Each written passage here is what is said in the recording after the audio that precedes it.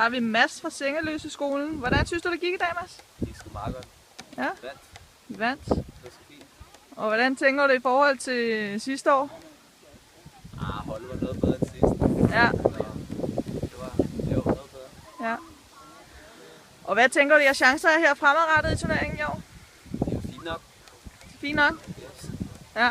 Hvor spiller du til dagligt? Jeg spiller i Brøndby. I Brøndby? På deres, hvad for det? 15 elite. U15 elite? Ja. Og hvad tænker du om din egen præstation i dag? Det var lidt skidt, men jeg skal også spille i aften, så jeg skal spare lidt kraft. Ja. Så der blev ikke lavet så meget. Okay. Og hvad med holdet som helhed? Det gik sgu fint. Ja. Var der nogle svaghedstegn på holdet, synes du, hvor I kan måske gøre bedre efter næste gang? Jeg sparkede flere chancer måske. Ja. Ellers så var det også. Okay. Tak for det, Mads.